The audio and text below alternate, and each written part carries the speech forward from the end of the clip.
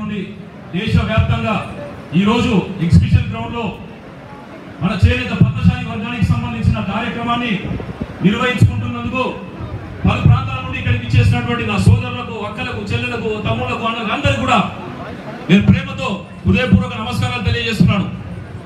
నేను దాసు సురేష్ 16 సంవత్సరాలు నేను కార్పొరేట్లో పనిచేసిన తర్వాత కూడా చేనేత కార్మికుల యొక్క ఆత్మహత్యలు కానీ మరణాలు సంభవిస్తున్న సమయం లోపల మన వాళ్ళని మనం కాకపోతే ఇంకెవరు ఆదుకుంటున్న ఒక సంకల్పంతో బాపూజీ గారి యొక్క ఆశయంతో వాళ్ళ యొక్క ఆకాంక్షను నెరవేర్చాలన్న ఉద్దేశంతో ప్రజాక్షేత్రం లోపల మన వాళ్ళకి ఉపయోగపడే కార్యాచరణ తీసుకొని కార్యక్రమాన్ని మొదలు చేసినాం. ఒక రకంగా చూసేది ఉంటే పద్మశాలిలో భారతదేశానికి అదే రకంగా తెలంగాణ లోపల అత్యంత ప్రముఖమైనటువంటి నాయకుల్ని తయారు చేసినటువంటి కుటుంబం, అత్యంత ప్రముఖమైనటువంటి బీసీ నాయకుల్ని తయారు చేసినటువంటి చరిత్ర. ఒకప్పుడు కొండ లక్ష్మణ్ బాపూజీ గారు 1930లో మహాత్మా గాంధీ గారు నాగ్పూర్లో సమావేశం ఏర్పాటు చేసినప్పుడు అప్పుడు చలించినటువంటి ఆయన మన కుటుంబంలో, మన కమ్యూనిటీ లోపల ఒక ఉప్పెనలాగా ఎదిగి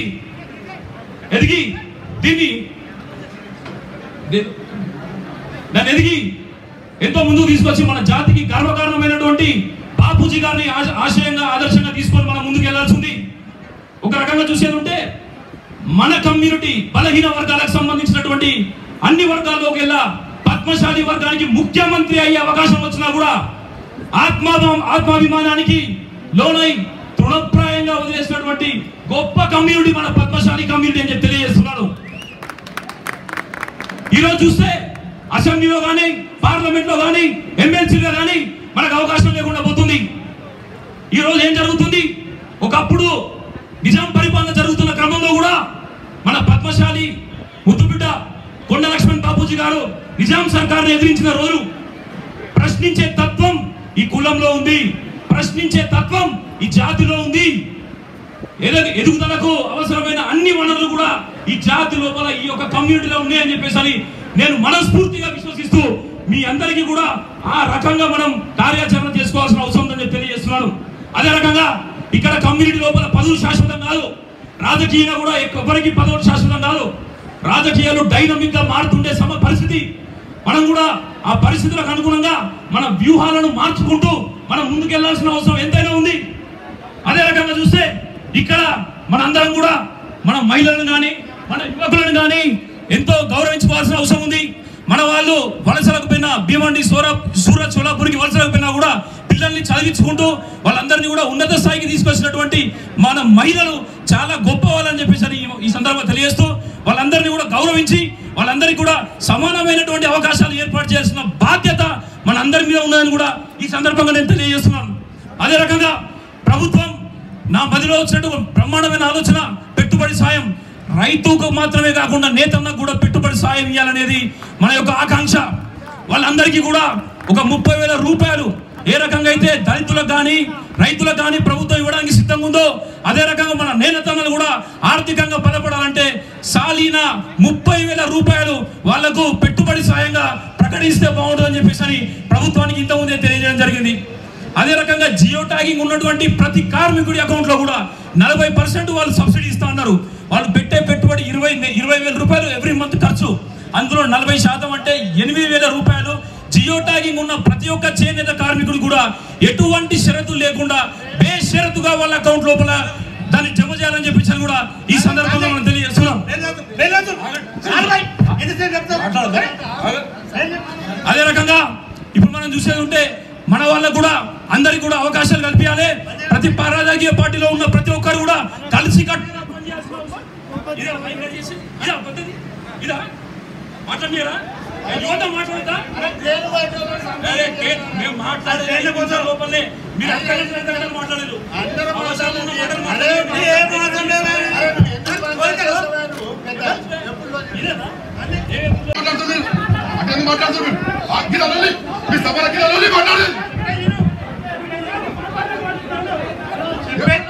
చెప్పేది పాటించండి.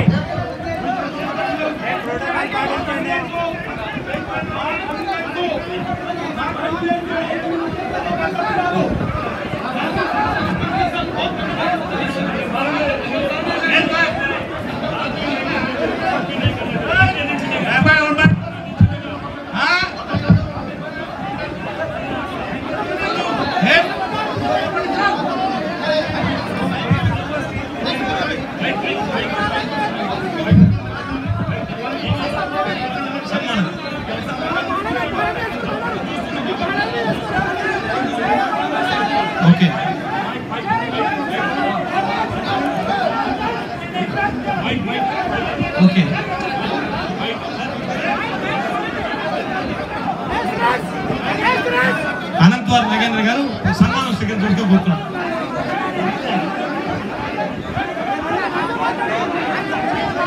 దయచేసి అందరినీ సహకరించవలసిగా కోరుతున్నా మిత్రులారా, ప్లీజ్ ఫ్రెండ్స్ దయచేసి సహకరించవలసి కోరుతూ సన్మానాలను కొనసాగిస్తున్నారు. తప్పకుండా వారితో మాట్లాడిద్దాం.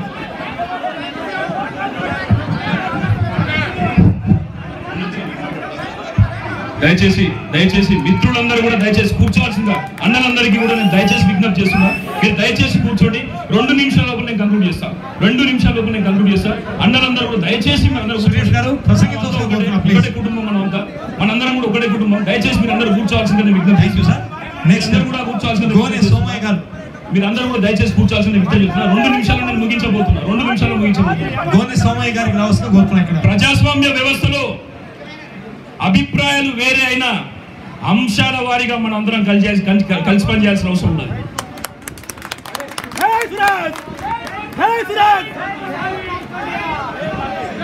అంశాల వారీగా మనందరం ఒక దాటి మీద నిలబడాల్సిన అవసరం ఉన్నది. ఎందుకంటే ఇప్పటికే విచ్ఛిన్నమైనటువంటి వ్యవస్థ రోజు రోజుకు రాజకీయంగా దిగజారిపోతున్నటువంటి పరిస్థితి.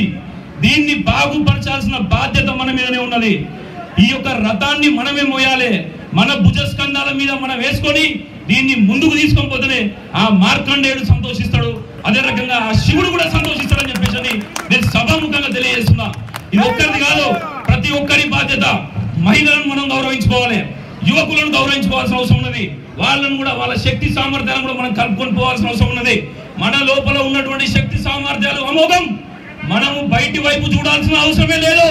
మనం దేశానికి దిశానిర్దేశం చేసే శక్తి ఉన్న వర్గం ఇదే. అంత పెద్ద కుటుంబం, అటువంటి కుటుంబంలో పుట్టినందుకు, అటువంటి వర్గంలో పుట్టినందుకు నేను గర్వపడుతున్నా. మీరంతా గర్వపడుతున్నారా? ఒక్కసారి చప్పట్లతో మీ అభిప్రాయం తెలియజేయాలి. జై మార్కండేయ, జై మార్కండేయ. ఎంత వాళ్ళైనా కూడా డబ్బులు ఉండొచ్చు, డబ్బులతో అన్ని పనులు కావు. పవర్ ఉండాలి, మాట్లాడే శక్తి ఉన్న వాళ్ళని ముందుకు నడిపించాలి. పెద్దవాళ్ళు నాయకత్వాన్ని సమర్థించాలి.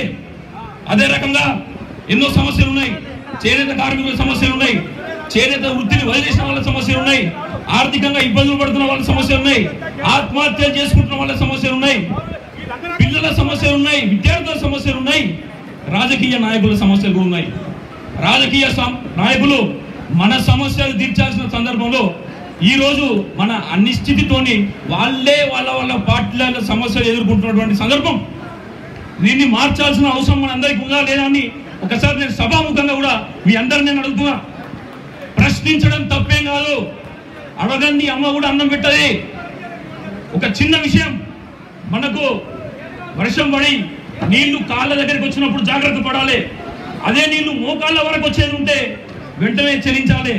అలా కాకుండా మోకాళ్ళ దగ్గర కానీ నడుము కానీ చివరికి గొంతు వరకు వచ్చినా కూడా మనం స్పందించకపోతే మనం నీళ్ళల్లో మునిగిపోదామని చెప్పేసి కూడా ఈ సందర్భంగా మీ అందరికి కూడా ఒకసారి నేను మన యొక్క జాగ్రత్తగా ఉండేటటువంటి పరిస్థితిని నేను గుర్తు చేస్తున్నా. అదే రకంగా మనం చూసేది ఉంటే గర్జించాలి. పద్మశాలి వర్గంలో పుట్టిన ప్రతి బిడ్డ కూడా గర్జించాల్సిన అవసరం ఉన్నది. అడగండి అమ్మ కూడా అమ్మని అన్నం పెట్టదు. మనం గర్జిస్తేనే ఈ రాజకీయ పార్టీలు మనకు వింటాయి, కనీసానికి భయంతోనైనా ఉంటాయి. ఇది కాకుండా మనము ఆయా రామ్ గయా రామ్ అన్న ఉద్దేశంలో అన్న విధంగా ఉంటే ఏ రాజకీయ పార్టీలు కూడా మనల్ని గౌరవించకుండా, మనల్ని ఎందుకు పనికి రాకుండా చేస్తాయి. కాబట్టి ఈ విషయాన్ని మనం అర్థం చేసుకొని మనందరం కూడా సంఘటితమై మనందరం కూడా కలిసికట్టుగా రాజ్యాధికారమే అంతిమ లక్ష్యంగా మనం పనిచేయాలని చెప్పేసి అనుకుంటే మీ అందరూ కూడా విజ్ఞప్తి చేస్తున్నా. రాజ్యాధికారంలో ఒకప్పుడు మనం లీడర్లను తయారు చేసినాం. ఒకప్పుడు ముఖ్యమంత్రి కాగలిగినటువంటి అవకాశం బలహీన వర్గాల్లో మన సమాజానికే వచ్చింది. మరి ఈ రోజు ఎందుకు ఆ దిశగా మనం ప్రయత్నం చేయలేకపోతున్నామో ఒకసారి మీరు అందరూ కూడా దయచేసి ఆలోచించాల్సిందిగా నేను కోరుతున్నాం. ఎన్నో విషయాలు ఉన్నాయి, ఎన్నో అవకాశాలు ఉన్నాయి. మనకు చాలా విషయాలు తెలుసు. మనం ప్రభుత్వంతో చర్చించి కూడా సమన్వయంతో సాధించే అవకాశం ఉంది.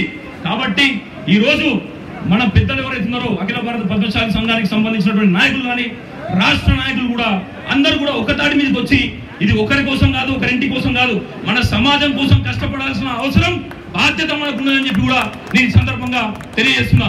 మీరందరూ కూడా ఎక్కడైనా కూడా ఎక్కడున్నా కూడా మనం కలిసికట్టుగా ఉండాలి, సంఘటితంగా ఉండాలి. బలహీన వర్గాలకు మనం నాయకత్వం వహించాలి. మన నాయకత్వం వైపు కొండా లక్ష్మణ్ బాపూజీ లాంటి ఆదర్శవంతమైనటువంటి నాయకత్వం కోసం బడుగులు బలహీన వర్గాలు కూడా మన వైపు చూస్తున్నాయని కూడా నేను ఈ సందర్భంగా మీ అందరికీ కూడా తెలియజేస్తున్నా.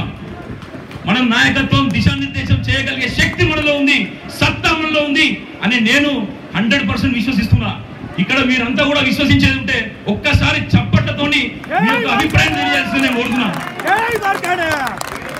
కరేంగే లడేంగే, ఎప్పటి వరకైతే మనం అంతిమ లక్ష్యాన్ని చేరుకుంటామో అప్పటి వరకు కలిసికట్టుగా పనిచేసి ఈ యొక్క జాతీయ అభ్యున్నతి కోసం అలుపెరగకుండా పోరాటం చేస్తామని, ఎవ్వరు సపోర్ట్ చేసినా చేయకపోయినా ప్రజల కోసం చేసేటటువంటి ఈ ఉద్యమం ఇలాగే కొనసాగుతుందని చెప్పి మీ అందరికి తెలియజేస్తూ, మీరందరూ కూడా కలిసికట్టుగా ఉండి మంచి విషయాన్ని ప్రోత్సహించాలని, నేను తప్పు చేసినా కూడా నాకు మీ యొక్క అభిప్రాయం తెలియాలని చెప్పేసి నేను కోరుకుంటూ ఈరోజు మీ అందరి ఇక్కడికి ఇచ్చేసినందుకు ధన్యవాదాలు తెలుపుతూ, ఈ కార్యక్రమాన్ని మనం దిగ్విజయంగా చేసుకున్నందుకు ధన్యవాదాలు తెలుపుతూ, మీ అందరి సహకారాన్ని కోరుతూ నేను దాస్ సురేష్ను. ధన్యవాదాలు. प्रोग्राम भाई मराठवाड़ा पद्मशाली युवक संगठन